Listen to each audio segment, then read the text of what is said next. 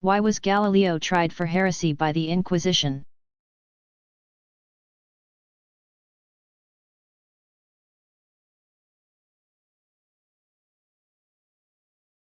The trouble began for Galileo, 1564 to 1642, in 1613 when he published letters on the solar spots,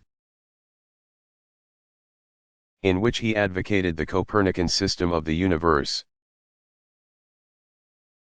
which proposed that Earth, along with other galactic bodies, revolves around the Sun. This view ran contrary to the accepted beliefs of the Roman Catholic Church, whose doctrine was based on Ptolemy's theory that Earth was the center of the universe and that all the planets, including the Sun, revolved around it. Thus, in 1616 the Pope issued a decree declaring the Copernican system to be false and erroneous, and Galileo was ordered not to support it. When a new pope, Urban VIII, was coronated in 1624, Galileo traveled to Rome to make an appeal that the edict against the Copernican theory be revoked.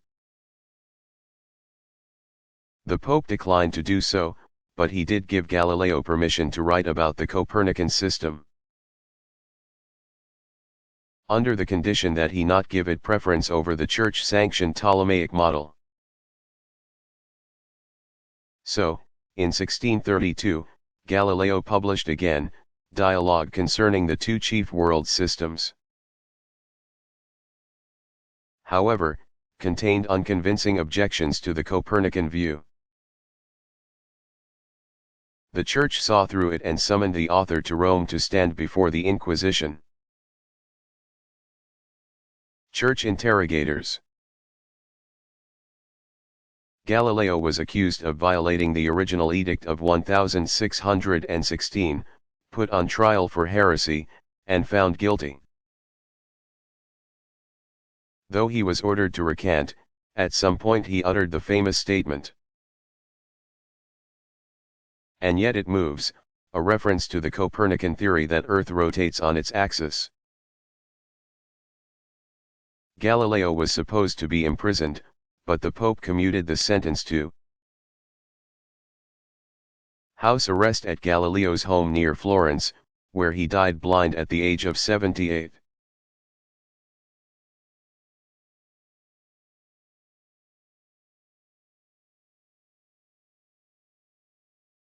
What was Black Friday?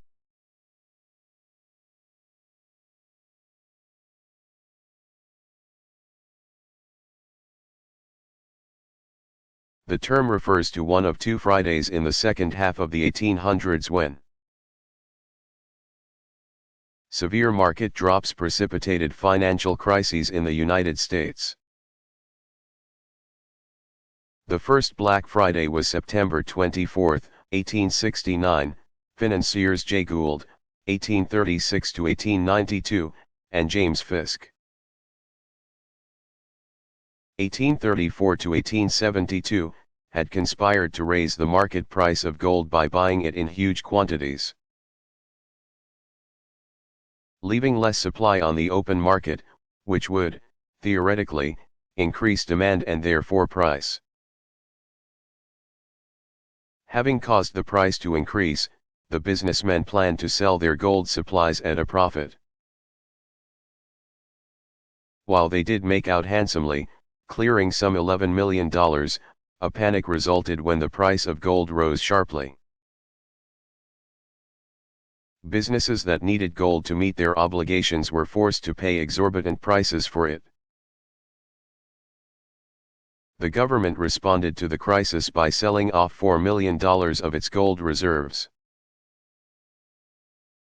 causing gold prices to tumble. Speculators were hit hard, but Gould and Fisk came out unscathed,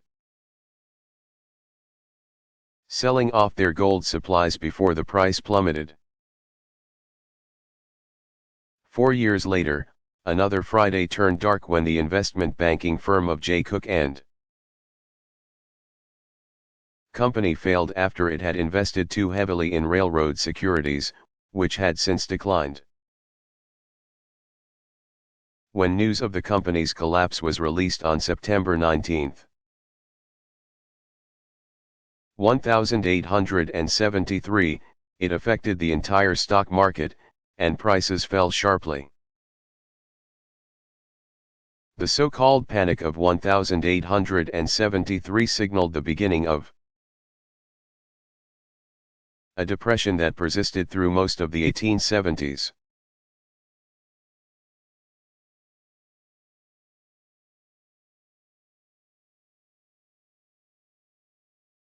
How did the earliest peoples arrive in North America?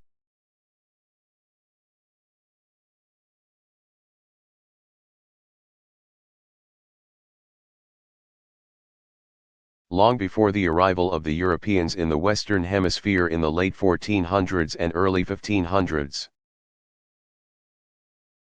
Asian peoples are believed to have migrated over Beringia, a land bridge that is thought to have existed over the Bering Strait. The waterway that separates Asia, Russia, from North America, Alaska. Scholars believe that during the Late Ice Age, known as the Pleistocene Glacial Epoch, which ended about 10,000 BC, a natural bridge was formed across the strait either by ice or by dropping sea levels that exposed land masses. Asian peoples, who were hunters, are believed to have migrated over Beringia as they pursued large game. Arriving in North America as early as 50,000 BC. These people, called Paleo-Indians, were the first inhabitants of the Western Hemisphere. After their arrival, they spread out across North and South America. The many American Indian groups that were encountered by the Europeans upon their arrival were descendants of the migratory Paleo-Indians.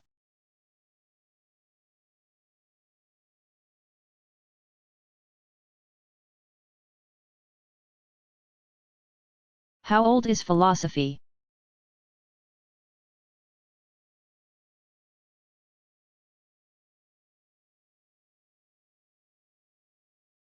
Philosophy, apart from religion, emerged in the East and the West at about the same time, roughly 600 years before Christ, before the Common Era. It was then that thinkers in Greece began questioning the nature of existence. And it was c. 500 BC when Confucianism was formulated in China. Philosophy has long been intertwined with religion, including Hinduism, which developed about 1500 BC. But as a pursuit of wisdom in and of itself, philosophy is roughly 2,600 years old. Western philosophy is divided into three major periods: ancient, c. 600 BC AD 400. Medieval philosophy, often called scholasticism, which also included Eastern thinkers, 400s to 1600s, and modern philosophy, since the 1600s.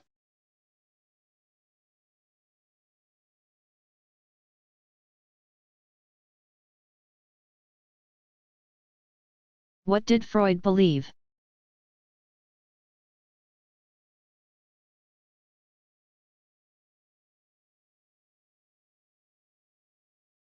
The Austrian neurologist believed that human behavior and all mental states are influenced by repressed and forgotten impressions, many of them from childhood. Sigmund Freud, 1856 to 1939, further believed that by uncovering these impressions, collectively called a complex, he could effect a cure for his patient. Freud regarded infantile mental processes, including infantile sexuality. Of particular importance to the unconscious, and therefore influential to human behavior. While he initially used hypnosis, a sleep-like state in which the patient is open to suggestion, as a method of revealing the unconscious, Freud later turned to a new form of treatment called free association. By this method, a patient talks about whatever is on his or her mind, jumping from one idea to the next. The memories and feelings that surface through free association are then analyzed by the therapist to find the root of the patient's mental or emotional problem. Freud also interpreted his patient's dreams, which he believed are unconscious representations of repressed desires. Free association and dream analysis are the cornerstones of psychoanalysis. In analyzing human behavior, Freud came to the conclusion that the mind, or psyche, is divided into three parts: the ID, the ego, and the superego. The ID is the source of instincts, the ego is the mediator between those instincts and reality, and the superego is the conscience. The superego functions to reward or punish through a system of moral attitudes and a sense of guilt. The theories of psychoanalysis hold that if the parts of the mind oppose each other, a mental or emotional disorder, called a neurosis, occurs. Freud's theories revolutionized the fields of psychiatry and psychology. They also influenced methods and philosophies of child rearing and education. While psychoanalysis has been credited with helping millions of mentally ill patients, Freud's theories have also been rejected or challenged by many.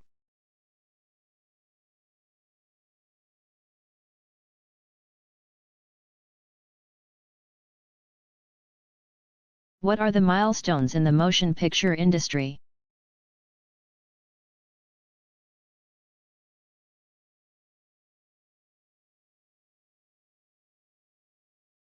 Motion pictures continue to develop as new, sophisticated technologies are introduced to improve the moviegoing experience for audiences. In the decades following their rudimentary beginnings, there were many early milestones, including not only advancements in technology but improvements in conditions for those working in the then fledgling industry. 1903, Edwin S. Porter's The Great Train Robbery was the first motion picture to tell a complete story. Produced by Edison Studios, the 12-minute epic established a pattern of suspense drama that was followed by subsequent movie makers. 1907. Bell and Howell Co. was founded by Chicago movie projectionist Donald H. Bell and camera repairman Albert S. Howell with $5,000 in capital. The firm went on to improve motion picture photography and projection equipment. 1910, Brooklyn Eagle newspaper cartoonist John Randolph Bray pioneered animated motion picture cartoons. Using a cell system he invented and which was subsequently used by all animators. 1912, Queen Elizabeth, starring Sarah Bernhardt, was shown July 12 at New York's Lyceum Theater and was the first feature-length motion picture seen in America. 1915, D.W. Griffiths. The Birth of a Nation provided the blueprint for narrative films. 1925. The new editing technique used in Potemkin revolutionized the making of motion pictures around the world. Soviet film director Sergei Eisenstein created his masterpiece by splicing film shot at many locations. An approach subsequently adopted by most film directors. 1926, the first motion picture with sound, talkie, was demonstrated. 1927, the Academy of Motion Picture Arts and Sciences was founded by Louis B.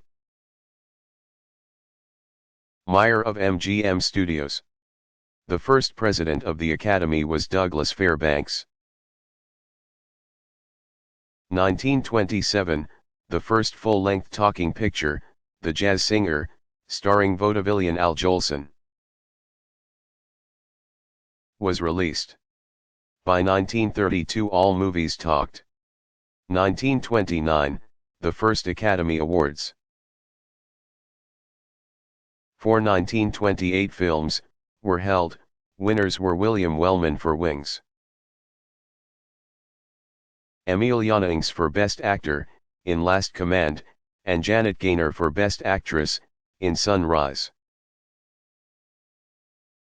Movie columnist Sidney Skalski dubbed the awards the Oscars. 1928, Hollywood's major film studios signed an agreement with the American Telephone and Telegraph Corporation, AT&T, to use their technology to produce films with sound, leading to an explosion in the popularity of motion pictures. 1929, Eastman Kodak introduced 16mm film for motion picture cameras. 1933, the Screen Actors Guild, SAG, was formed when 6 actors met in Hollywood to establish a self-governing organization of actors. The first organizing meeting yielded 18 founding members. 1935, the first full-length Technicolor movie was released, Becky Sharp. The technology, however, was still in development, and the colors appeared garish. 1939, Gone with the Wind was released in Technicolor, which had come a long way since its 1935 debut.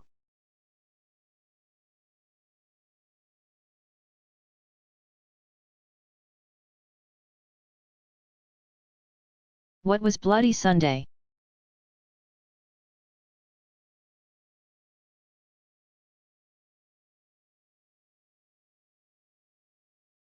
The January 22, 1905, event, which is also known as Red Sunday, signaled the beginning of revolutionary activity in Russia that would not end until 1917. On that winter day the young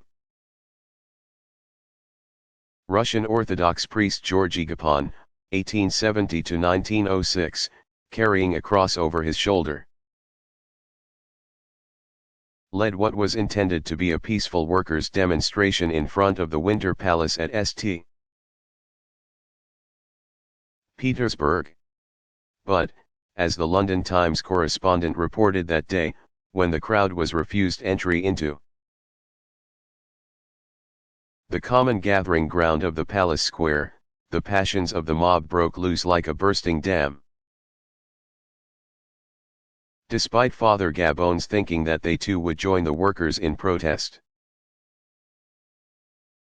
the Cossack guards and troops, still loyal to the Romanov Tsar Nicholas II, 1868–1918, shot into the crowd of demonstrators, killing about 150 people, children, women, and young people among them. Father Gapon, who had intended to deliver to the Tsar a petition on behalf of the workers, was injured during the day's events and later fled in exile. His thinking that the palace guards would come over to the workers' side was not his only miscalculation. Tsar Nicholas was not even at the palace that Sunday, having left days earlier. But Nicholas's reign was threatened by his troops' response to the gathering crowd. So horrific was the bloodshed that the snow-covered streets of St. Petersburg were stained in red, and the correspondent for the French newspaper Le Matin reported that the Cossacks had opened fire as if they were playing at bloodshed. The event sent shockwaves through the country, where hostilities had been mounting against Nicholas's ineffective government. It also stirred up unrest elsewhere, including in Moscow where, in a related event, the Tsar's uncle, Grand Duke Serge, was killed in early February. The death was a sure sign that popular anger had been focused on the Tsar and his family. In the countryside, the peasants rose up against their landlords, seizing land, crops, and livestock. The events foreshadowed the downfall of Tsarist Russia, though the outbreak in 1905 was unsuccessful in affecting any change, and Nicholas remained in power for 12 more years. He was the last Tsar to rule Russia.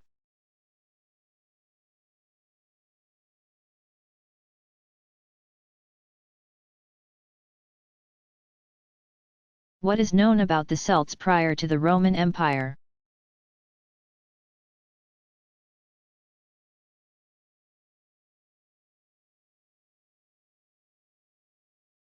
Before Europe was conquered by Rome, Celts, who were themselves divided into smaller tribes, had become rather advanced in many ways. Their society was divided among three classes: commoners, the educated, and aristocrats. They formed loose federations of tribes, raised crops and livestock, used the Greek alphabet to write their own language, and were among the first peoples in Northern Europe to make iron. They also developed a form of metalwork that most people today recognize as Celtic, called Latin. They never formed one united nation, however,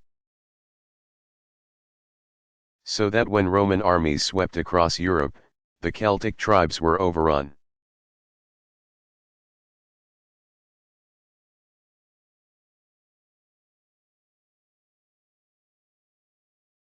Who invented the thermometer?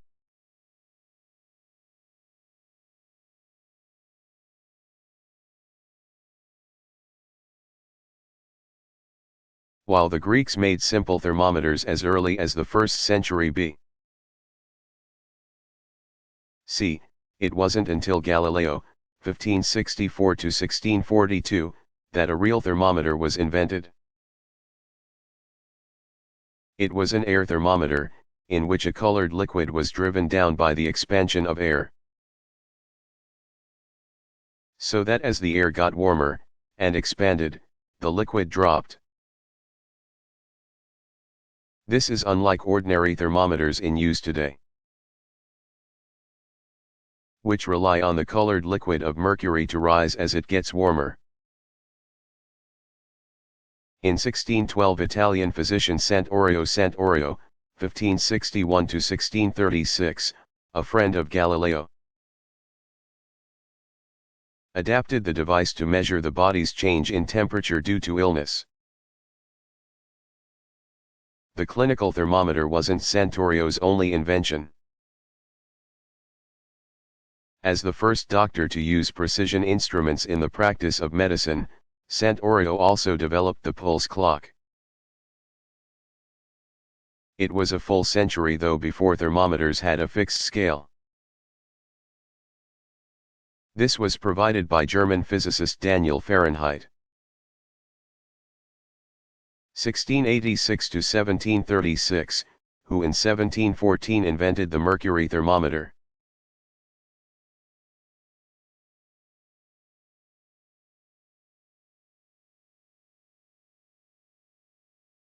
Who were the hippies?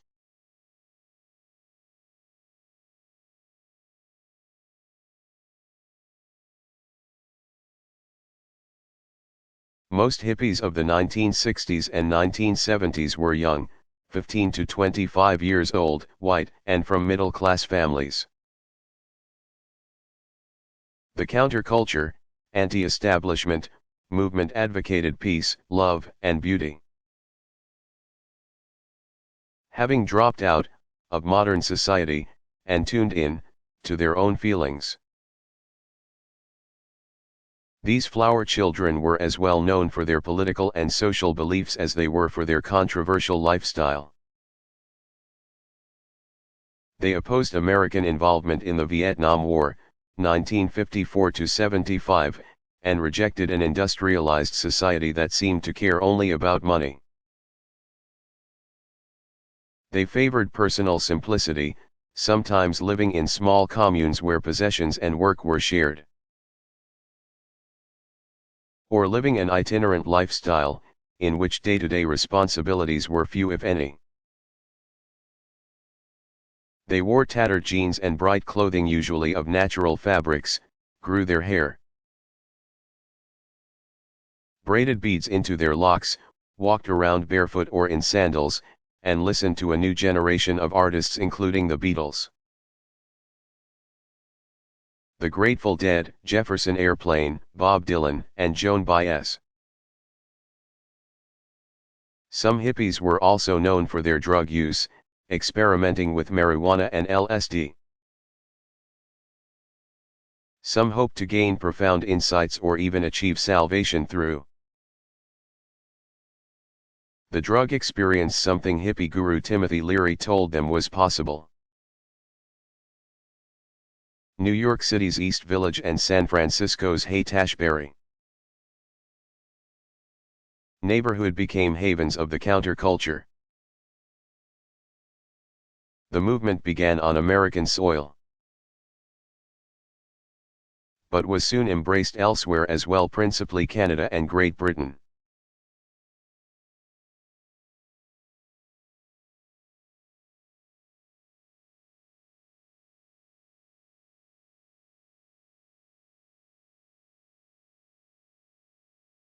How old is comedy?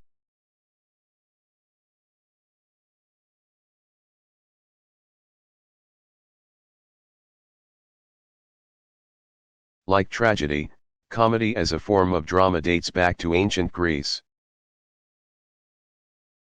While tragedy was meant to engage human emotions, thereby cleansing spectators of their fears.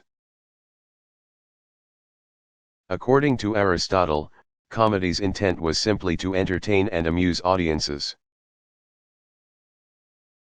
Athenian poet Aristophanes, who flourished circa the 5th century BC,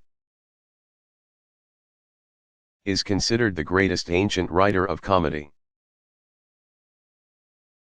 His plays, written for the festival of Dionysus, the god of fertility, wine, and, later, drama, were a mix of social, political, and literary satire. Performance vehicles included farce, parody, and fantasy. During the 4th century BC, this old comedy evolved into a new comedy, which was less biting and more romantic and realistic in nature. New comedy, which was marked by strong character development and often subtle humor, includes the works of Greek playwright Menander, flourished during the 4th century BC, and those of Roman comic writers Plautus, flourished 3rd century BC, and Terence, flourished 2nd century BC, all of whom were influences on Ben Jonson. William Shakespeare, Jean Molière, and other writers of the 16th and 17th centuries.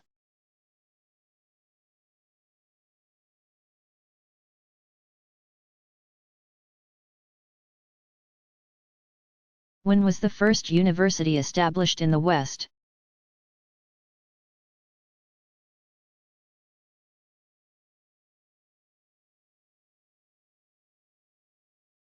The first modern Western university was established in the Middle Ages 1158 to be exact in Bologna, Italy. It was in that year that Frederick I, c. 1123 to 1190, Holy Roman Emperor, asserted his authority in Lombardy. He granted the first university charter for the University of Bologna, authorizing its students to organize. The universities that were set up in Europe during the Middle Ages. 500-1350, were not necessarily places or groups of buildings, they were more often groups of scholars and students. The University of Paris, which today includes the renowned Sorbonne. The university's Liberal Arts and Sciences division, soon became the largest and most famous university in Europe. The Sorbonne itself was founded in 1250 as a school of theology. It was reorganized in the 1600s. By 1500 universities had been founded throughout the continent. Of these, the ones that survive today include the universities of Cambridge and Oxford in England. Those at Montpellier, Paris, and Toulouse, France, Heidelberg, Germany. Bologna, Florence, Naples, Padua, Rome, and Siena, Italy, and Salamanca, Spain. The methods and techniques developed in these early institutions set standards of academic inquiry that remain part of higher education in the world today.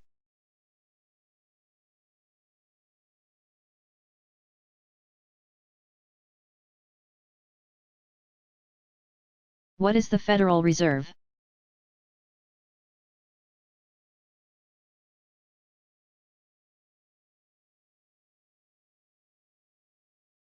It is the central banking system in the United States, created by a 1913 Act of Congress. The Federal Reserve Act, sometimes called the Glass-Owens Bill. The legislation provided for a stable central banking system after the system set up by the National Bank Act of 1863 proved ineffective in managing the nation's currency.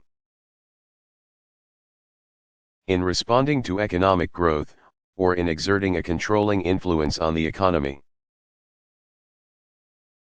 The Federal Reserve Act created 12 regional Federal Reserve banks, in Boston, Massachusetts, New York, Philadelphia, Pennsylvania, Cleveland, Ohio, Richmond, Virginia, Atlanta, Georgia, Chicago, St. Louis, Missouri, Minneapolis, Minnesota, Kansas City, Missouri, Dallas, Texas, and San Francisco, California. These institutions operate as bankers' banks, member banks, commercial institutions.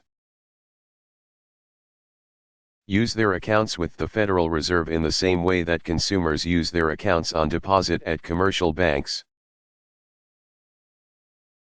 All national banks must be members of the Federal Reserve System. State banks may join the system upon meeting certain requirements.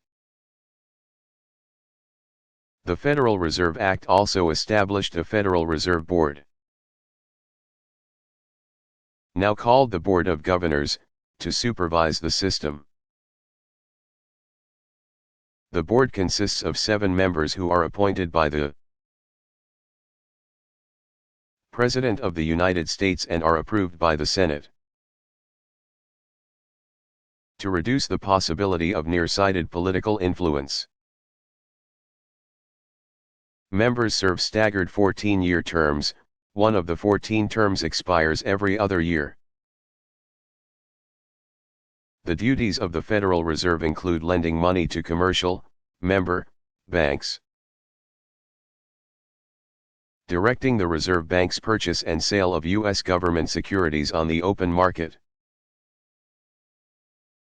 Setting reserve requirements for how much money needs to be in the U.S. Treasury.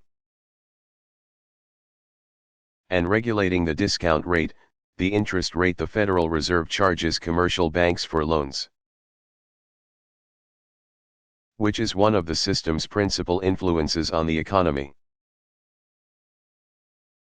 In performing these duties, the Federal Reserve, often called the Fed in financial circles, can expand, loosen, or contract, tighten, the supply of money in circulation. The Federal Reserve also issues the national currency and supervises and regulates the activities of banks and their holding companies. It began operation in November 1914. The central bank systems of other developed nations include the Bank of Canada, Banque de France, and the Deutsche Bundesbank, of Germany.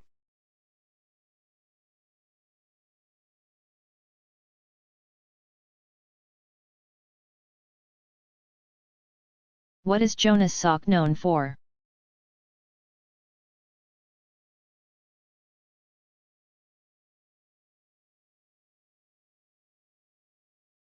American physician Jonas Edward Salk, 1914 to 1995, is familiar to many as the inventor of the polio vaccine. In 1952, more than 21,000 cases of paralytic polio, the most severe form of polio, were reported in the United States. An acute viral infection, poliomyelitis, also called polio or infantile paralysis, invades the central nervous system. It is found worldwide and mainly in children. In 1953, after years of research that included sorting through all the studies done on immunology since the mid-1800s, Salk announced the formulation of a vaccine which contained all three types of polio known at the time. Salk tested it on himself first, and then on his wife and 3 children. Experiencing no side effects and finding the vaccine to be effective, it was then tested on 1.8 million school children, in a program sponsored by the March of Dimes,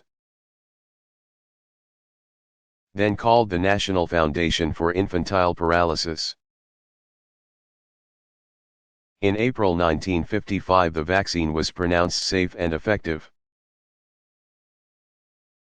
Salk was duly honored, including with a Congressional Gold Medal and a citation from President Dwight D. Eisenhower. 1890 to 1969, 4 years later, American physician Albert B. Sabin, 1906 to 1993, developed an effective polio vaccine that could be taken orally versus via injection. It is the sugar cube so well known to people around the world. That vaccine contains live viruses. Salk's was a killed virus vaccine. The two vaccines virtually eradicated polio from developed nations.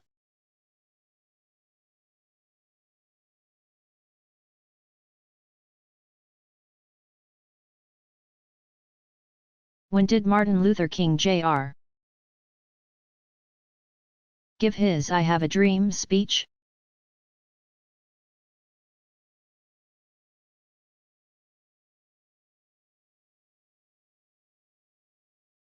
The occasion was the March on Washington on August 28, 1963. That summer day, more than a quarter million people lobbying for congressional passage of a civil rights bill gathered at the Lincoln Memorial to hear speakers, including the charismatic and influential King, 1929 to 1968. His eloquent words define the movement and still inspire those who continue to work for reforms. Among his words were these: "I have a dream that one day this nation will rise up and live out the true meaning of its creed. We hold these truths to be self-evident, that all men are created equal." Congress did pass the Civil Rights Act, in 1964.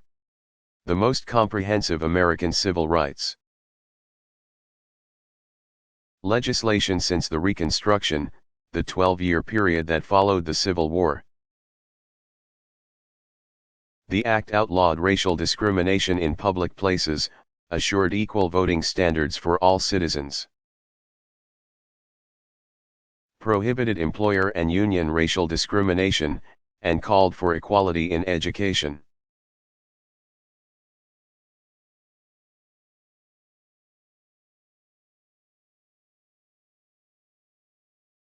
How damaging were the California wildfires of 2003?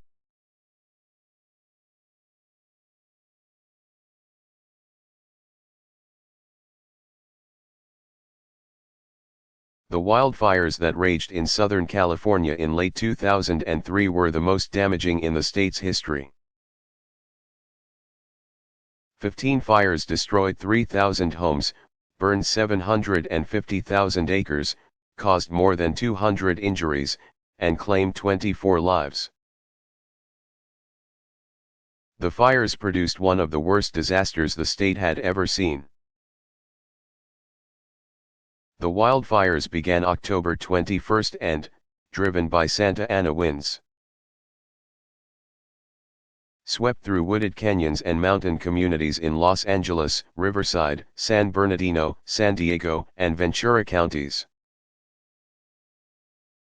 On October 27, President Bush declared a disaster area, clearing the way for federal assistance. Firefighters worked into early November to bring the blazes under control.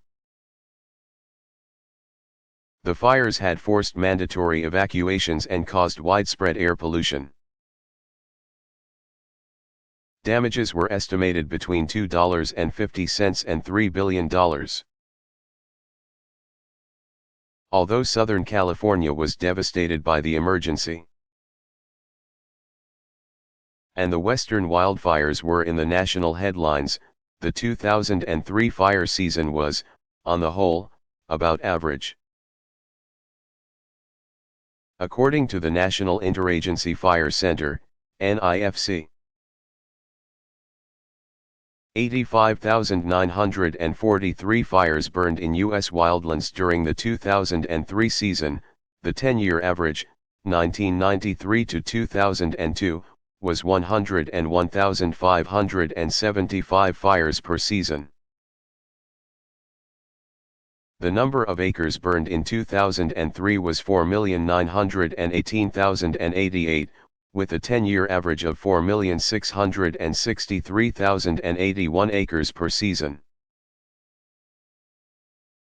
The 2004 fire season burned almost 2 million acres more than in 2003. But the NIFC acknowledged that the number of structures destroyed was above average in 2003, a total of 5,781 structures were burned, including 4,090 primary residences, leaving many homeless. Federal agencies alone spent $1.3 billion to suppress wildfires across the United States in 2003, considerably higher than the 10-year average.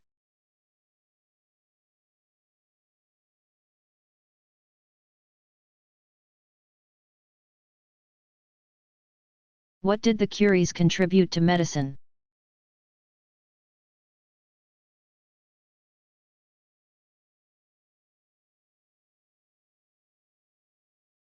In 1898, French chemists, physicists and husband and wife team Pierre, 1859 to 1906, and Marie Curie, 1867 to 1934, discovered radium, the first radioactive element, which proved to be an effective weapon against cancer. They conducted further experiments in radioactivity, a word that Marie Curie coined, distinguishing among alpha, beta, and gamma radiation. Upon Pierre's death in 1906, Marie succeeded him as professor of physics at the Sorbonne. During World War I, 1914–18, Curie organized radiological services for hospitals. From 1918 to 1934 she went on to become director of the research department of the Radium Institute of the University of Paris. The Curies' daughter, Irena, 1897–1956, followed in her parents' footsteps, becoming a physicist and marrying, in 1926, another scientist, Frédéric Joliot, 1900–1958, who served as director of the Radium Institute for 10 years beginning in 1946. The pair, who were known as the Joliot Curies, contributed to the discovery and development of nuclear reactors. The Curies and the Joliot Curies were all Nobel laureates.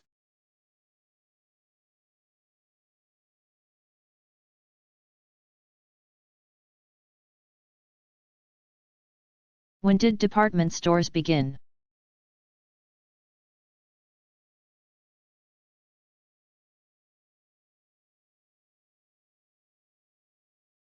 Department stores, which offer a wide variety of goods for sale in various departments,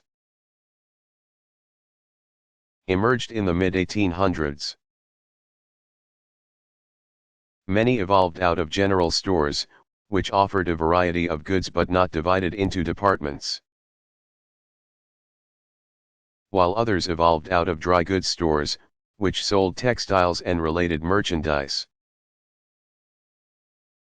The first bona fide department store was established in Paris, the Bon Marché, French meaning good bargain. Opened its doors in 1838. Between the 1850s and 1880s, numerous department stores opened in American cities including Jordan Marsh, founded 1851 in Boston, Massachusetts. R. H. Macy's, founded 1858 in New York City, the store was known for its creative advertisements. Wanamaker's, founded 1861 in Philadelphia, Pennsylvania. It successfully implemented fixed pricing so that customers no longer haggled over price, and Marshall Field, founded 1881 in Chicago. Within 25 years it became the world's largest wholesale and retail dry goods store. These pioneer department stores, multi-storied enterprises located in downtown areas, introduced many innovations to merchandising, including the policy of returnable or exchangeable goods, ready-made apparel, clearly marked prices, and window displays. By the early 1900s, department stores could be found throughout the country. The timing was right for their emergence. Urban centers grew rapidly at the end of the century, giving department stores a ready clientele. The advent of the telephone, electric lighting, and billing machines helped retailers conduct business efficiently. Transportation improvements allowed for the shipment of large quantities of goods, and a variety of finished goods were mass-produced, increasing supply and lowering cost of production as well as the price to the consumer. By the 1910s, the stores were part of a new mass culture, which centered in American cities. During the 20th century, department store sales typically ranged between 6 and 12% of total annual retail sales.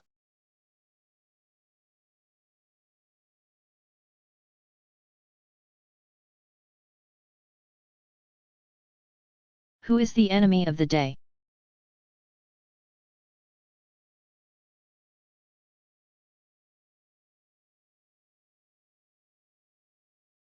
Terrorists. News stories reinforce that this catch-all term does not only include the 9/11 hijackers and their Al-Qaeda associates. The Madrid and London train bombers, and suicide bombers in Gaza. But anti-government extremists who blew up a federal building in Oklahoma City, a still unknown distributor of deadly anthrax. And animal rights activists who routinely damage property to make a point. Terrorism is a decades, some might argue, centuries, old problem. Remember Birmingham, Alabama's 16th Street Baptist Church. Bombed in 1963 by white supremacists during Sunday services. Remember the 1972 Summer Olympics in Munich, when the Arab terrorist group Black September killed 11 Israeli athletes held captive in the Olympic Village. Remember the October 1985 hijacking of the Achille Lauro cruise ship by members of the Palestinian Liberation Front, who killed a wheelchair-bound American Jew. Remember the December 1988 bombing of Pan Am Flight 103, which came down in Lockerbie, Scotland, claiming 270 lives. The list is long and growing. The shocking events of September 11, 2001, centered the world's attention on the problem of well-financed terrorist networks that can turn the freedoms of democracy against civilians and who are feared to have in their possession or access to powerful weapons of mass destruction, WMD.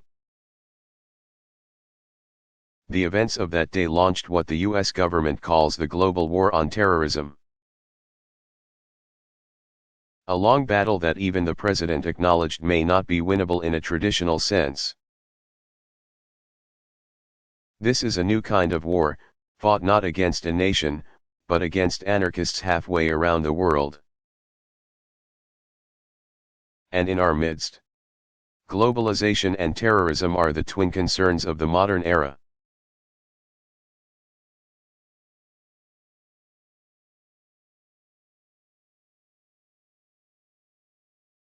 What is the basis of the conflict over the Gaza Strip and the West Bank?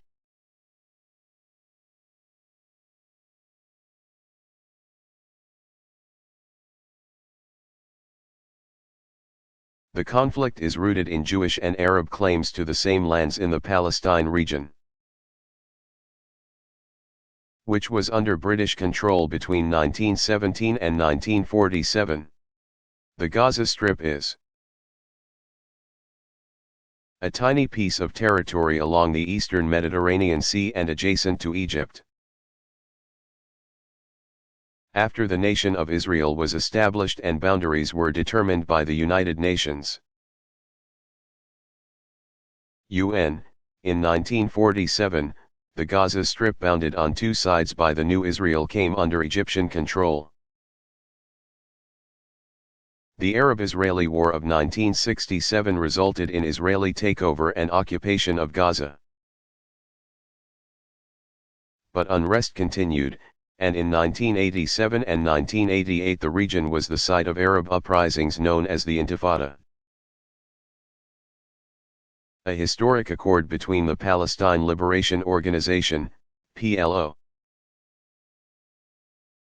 and Israel, signed in May 1994, provided for Palestinian self-rule in the Gaza Strip. This has been in effect since, though peace in the region remains elusive. As extremists on both sides of the conflict stage sporadic acts of violence.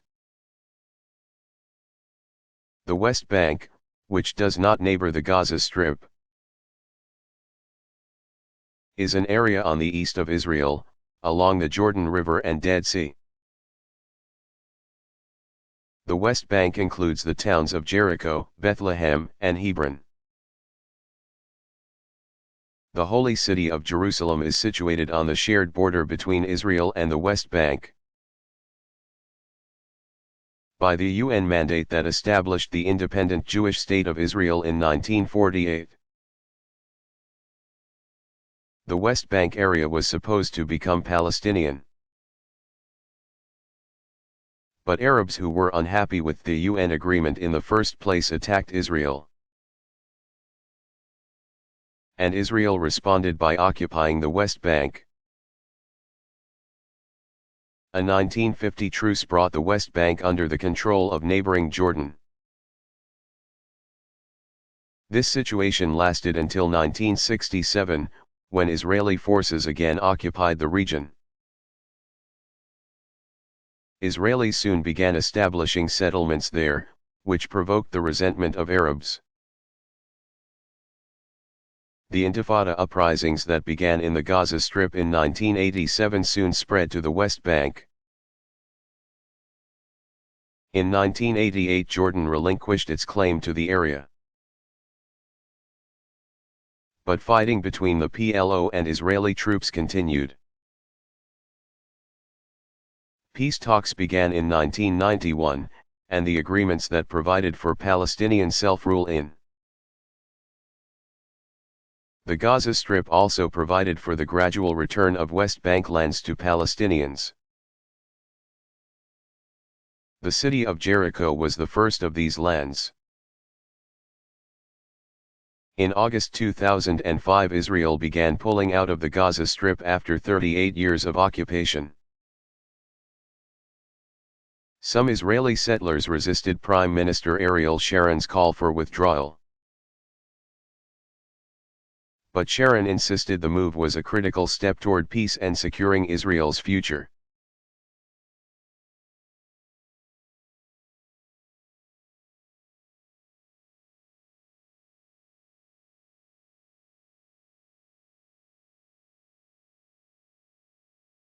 Who was Euclid? The Greek mathematician Euclid, 330-270 B. C. is considered the father of geometry. He used axioms, accepted mathematical truths, to develop a deductive system of proof, which he wrote in his textbook Elements. This book proved to be a great contribution to scientific thinking and includes Euclid's proof of the Pythagorean theorem. Euclid's first three postulates, with which he begins his Elements, are familiar to anyone who has taken geometry. 1. It is possible to draw a straight line between any 2 points. 2. It is possible to produce a finite straight line continuously in a straight line. And 3. A circle may be described with any center and radius.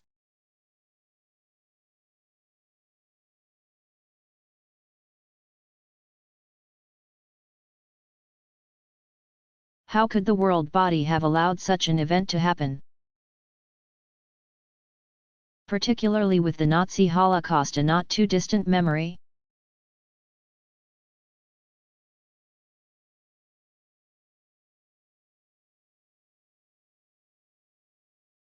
Again, there is no easy answer. The United Nations withdrew its people when the violence began in April 1994, but some UN officials estimated later that perhaps as few as 5,000 troops might have been able to prevent the annihilation. The United States did not intervene in the Rwandan genocide. The recent images of dead American soldiers being dragged through the streets of Mogadishu, Somalia. In October 1993, had left the country reticent to involve itself in the world's hotspots. But, even with the lesson of Rwanda, experts wondered how the international response might differ today.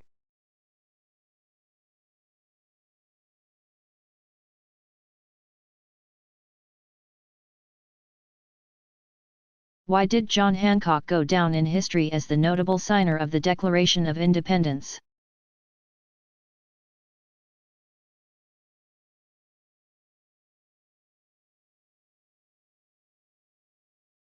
Most Americans know that when they're putting their John Hancock on something, it means they're signing a document. It's because of the 56 men who signed their names to the historic document. It was Hancock, 1737 to 1793, who, as president of the Second Continental Congress, signed the Declaration first. The events were as follows. On July 2, 1776, Thomas Jefferson, 1743 to 1826, presented the draft of the Declaration to the Second Continental Congress,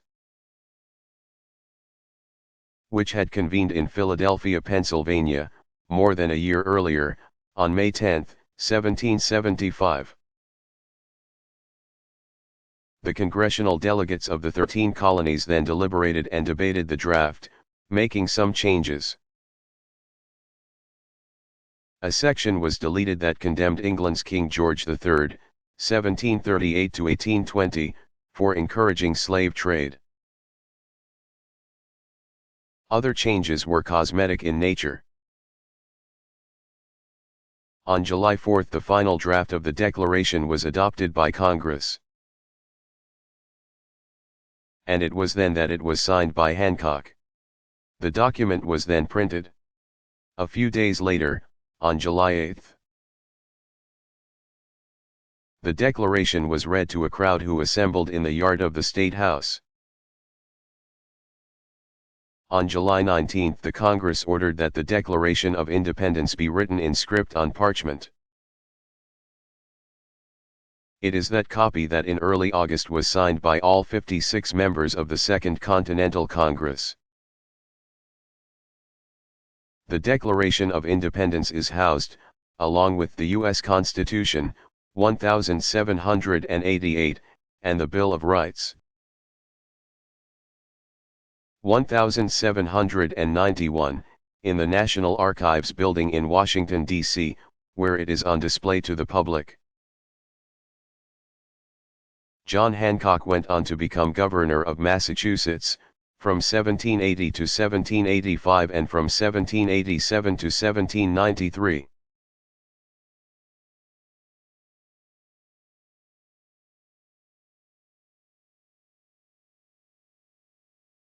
Where was the president on September 11?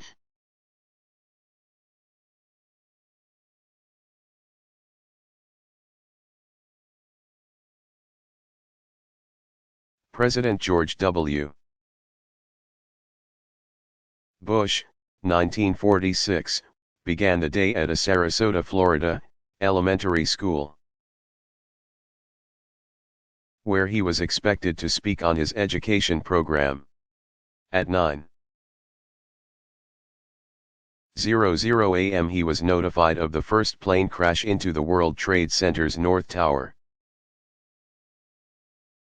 He was preparing to make his planned speech when, a few moments later, he was told of the second crash. After consulting with advisors, he addressed the gathering at 9:30 a.m. saying there had been an apparent terrorist attack on our country. At 9:57 a.m., Air Force One, with the president on board, took off from Florida. By 10 a.m. Bush had ordered the nation's military to high alert status around the world. At 11:40 a.m. the president's plane landed at Barksdale Air Force Base in Louisiana. There he remarked to the press, "Make no mistake. The United States will hunt down and punish those responsible for these cowardly acts." Shortly after 1 p.m. Air Force One departed Louisiana and headed to Nebraska's Offutt Air Force Base. Throughout the day the president was in contact with his top advisors, including Vice President Dick Cheney, 1941, who was reported to be in a secure location in Washington, D.C. At 4:36 p.m. the president's plane took off from Offutt to make the trip back to Washington. Bush arrived at the White House aboard presidential helicopter Marine One after Air Force One made an escorted landing at Andrews Air Force Base in Maryland. First Lady Laura Bush, 1946, arrived back at the White House separately via motorcade. She, too, was reportedly in a secure location throughout the day. At 8:30 p.m. the president addressed the nation via a televised broadcast from the Oval Office. In part he said, "Thousands of lives were suddenly ended by evil, despicable acts of terror." He went on to say, "Terrorist attacks can shake the foundations of our biggest buildings, but they cannot touch the foundation of America. These acts shatter steel, but they cannot dent the steel of American resolve." Further, he promised that the search was underway for those responsible. And he said the nation would stand with its friends and allies to win the war against terrorism. He ended his day with a national security meeting, which lasted nearly 2 hours.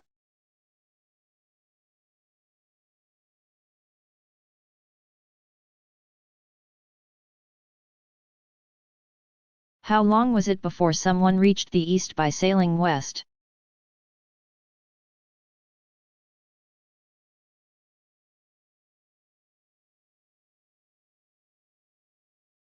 It was not until 1520 that a route was found. Portuguese navigator Ferdinand Magellan, c. 1480 to 1521, was on an expedition for Spain when he found a southwest passage, which took him around the southern tip of South America, through a winding waterway that still bears his name, the Strait of Magellan. Having set out from Spain in September 1519, it was a full year later before Magellan, born Fernando de Magalhães, and known in Spain as Fernando de Magallanes, reached this point. South of the South American mainland and north of the Tierra del Fuego island chain, today these islands are part of Argentina and Chile. And this was only after he had crushed a mutiny. Nevertheless, Magellan had found a connection between the Atlantic and the Pacific Oceans. He sailed on from there, reaching the island we know as Guam on March 6, 1521. 10 days later, he discovered the Philippines. On the Philippine island of Cebu, he made an alliance with a treacherous native sovereign for whom he undertook an expedition to the nearby island of Mactan. It was there that Magellan met with his death in April 1521. His expedition continued without him. Under the direction of Juan Sebastián de Elcano, c. 1476 to 1526, who in 1522 returned to Seville, Spain. along with 18 other survivors of the Magellan expedition. Their cargo, aboard the ship Victoria, included valuable spices which more than paid for the expense of the expedition.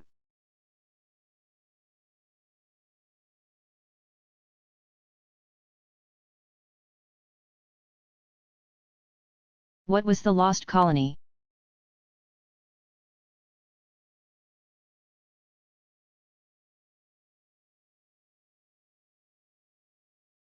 It was the second English colony established in America, set up in 1587 on Roanoke Island. Off the coast of North Carolina, by 1590 it had disappeared without a trace. Theories surround the disappearance, though it is not known for sure what happened. Roanoke Island had also been the site of the first English colony. Set up in 1585 by about 100 men who were sent there by Sir Walter Raleigh, 1554 to 1618. Raleigh had perceived the island to be a good spot for English warships that were then fighting the Spanish, to be repaired and loaded with new supplies. But the plan was not a success, the land wasn't fertile enough to support both the colonists and the Indians living nearby. And ships could not get close enough to the island since the surrounding sea proved too shallow. The colonists returned to England the following year. Meantime, Raleigh had dispatched another group of colonists from England. They arrived at Roanoke days after the original settlers left. Seeing that the site had been abandoned, all but 15 of the colonists opted to return to England. In spring 1587 Raleigh sent yet another group of colonists to America. But these ships were headed for areas near Chesapeake Bay, farther north, in present-day Virginia. Reaching the Outer Banks in July, the ship's commander refused to take the colonists to their destination and instead left them at Roanoke Island. The colonists' leader, John White, who had also been among the first settlers at Roanoke, returned to England for supplies in August 1587. However,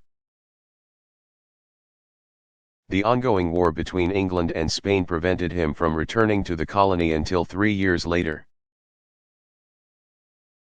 Arriving back at Roanoke in August 1590, expecting to be met by family members and the 100 or so settlers, including some women and children. Instead he discovered that the colony was abandoned. The only clue that White found was the word Croatoan, which had been engraved on a tree. The Croatoan, or Hatteras, were friendly Indians who lived on an island south of Roanoke Island. White set out to see if the colonists had joined the Hatteras Indians. But weather prevented the search and his expedition returned to England instead. Two theories explain what might have become of the lost colonists. Since the shore of Chesapeake Bay was their original destination, the colonists might have moved there but, encountering resistance, perished at the hands of the Indians. Other evidence suggests that the colonists became integrated with several Indian tribes living in North Carolina. Either way, they were never seen again by Europeans.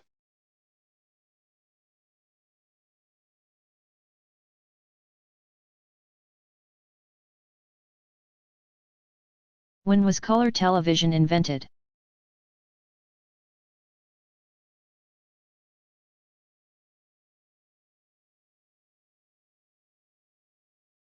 In 1940, Hungarian-American engineer Peter Karl Goldmark, 1906 to 1977. The head of the Columbia Broadcasting Systems, CBS, Research and Development Laboratory, came up with a technology that broke down the television image into three primary colors through a set of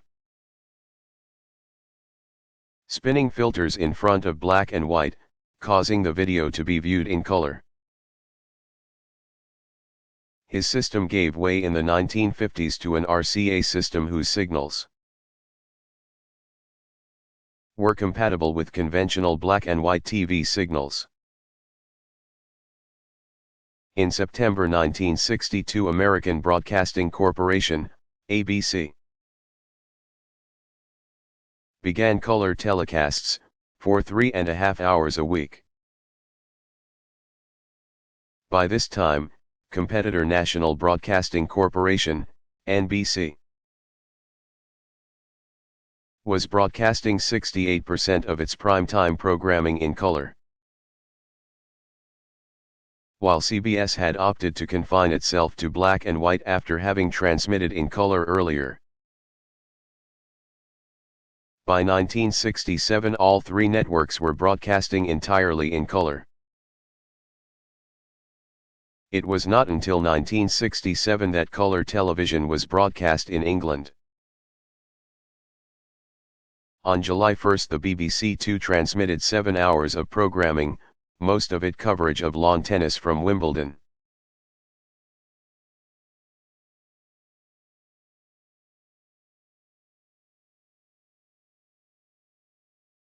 What was the Peace of Westphalia?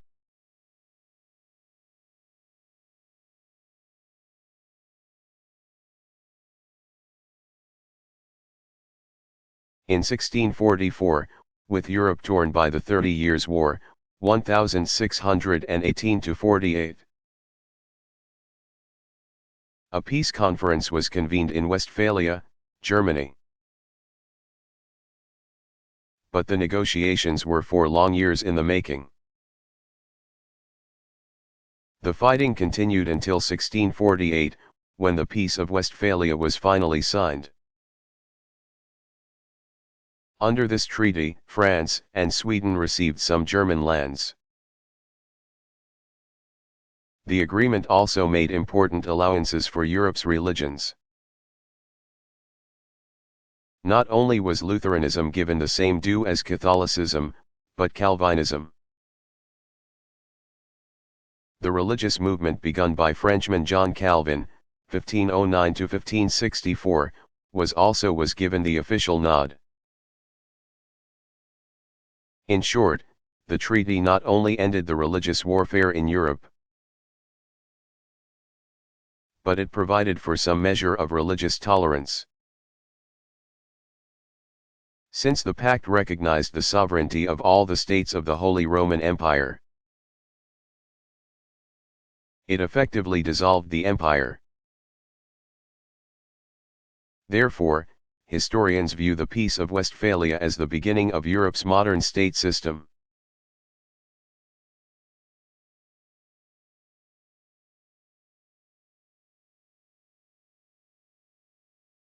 How did American Mary Cassatt join the Paris art world of the Impressionists?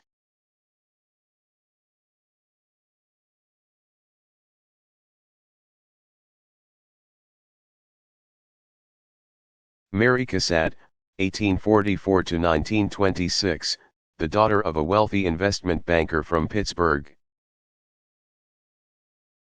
Pennsylvania, traveled to Paris in 1866 in the company of her mother and some women friends.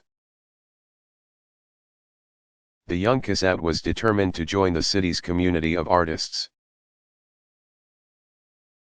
Since women were not allowed to enroll in classes at Paris's Institute of Beaux-Arts, the policy was changed in 1897. Cassatt privately studied painting and traveled in Europe, pursuing her artistic interests. Returning to Paris in 1874, she became acquainted with Edgar Degas, 1834–1917. who remarked that the American artist possessed an infinite talent and that she was a person who feels as I do.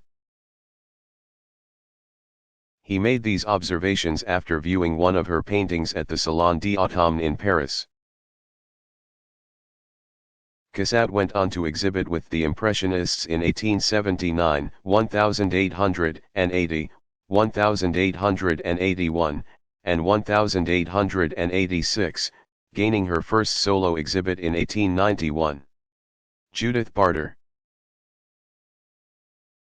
curator of American Arts at the Art Institute of Chicago and organizer of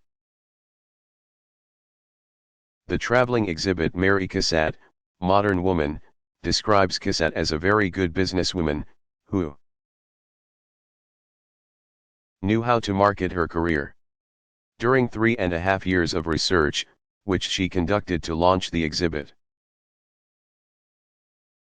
Barter explored the prevailing social climate of the day. The late 19th century was a time when feminists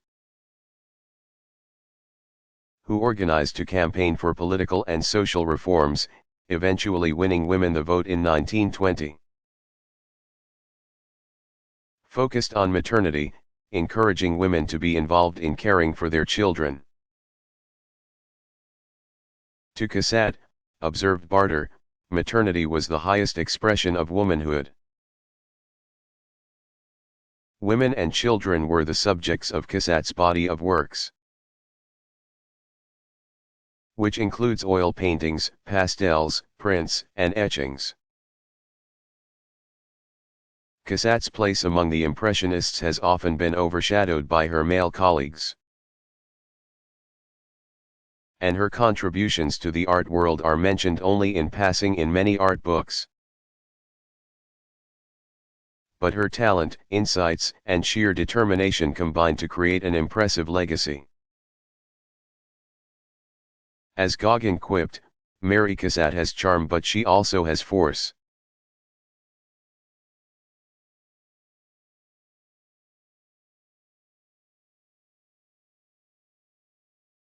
What does 40 acres and a mule mean?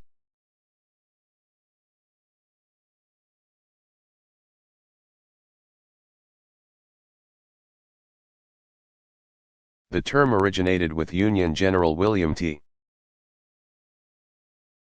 Sherman, 1820 to 1891, toward the end of the Civil War.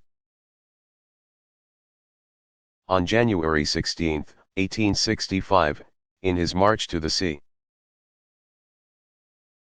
the military advancement he led from Atlanta to Savannah, Sherman issued Special Field Order No. 15, which set aside a tract of land along the South Carolina, Georgia, and Florida coasts for the exclusive settlement of 40,000 freed slaves. According to the order, each black family was to be given a plot of not more than 40 acres of tillable ground, in the possession of which land the military authorities will afford them protection until such time as they can protect themselves, or until Congress shall regulate their title. All of the lands were former plantations that had been confiscated during the war. They became the jurisdiction of the Freedmen's Bureau. Though there was a provision for one or more of the captured steamers to ply between the settlements and one or more of the commercial points, to sell the products of their land and labor, there was no mention of providing a mule, or any other animal, to each freedman. The mules, tired army work animals, were distributed later to the landholders. News of 40 acres and a mule spread among the freed slaves. But soon after the war ended in April 1865, this promised to materially assist the freedman was abandoned when President Andrew Johnson, 1808 to 1875, issued pardons for the ex-Confederates and ordered their lands returned to them. The somewhat obscure term 40 acres and a mule resurfaced in the 1990s and early 2000s as the issue of reparations came to the fore in the United States.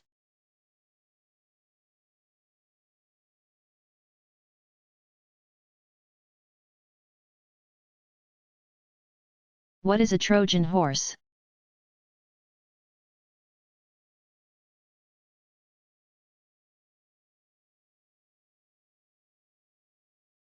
B. C. A Trojan horse has come to symbolize anything that looks good but is actually subversive. According to his Trojan War epic the Iliad.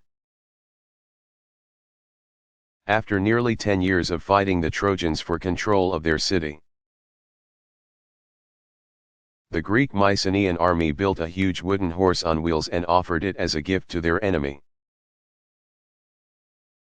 Leaving the peace offering outside the city walls of Troy, the Mycenaean army then departed. Despite warnings, including one from the Trojan princess Cassandra, the Trojans accepted the gift.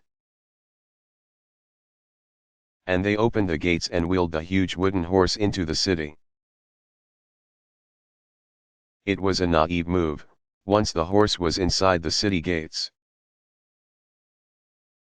Mycenaean soldiers who were hidden inside the wooden structure took Troy by storm, ending the decade-long campaign and taking control of the lucrative Black Sea trade.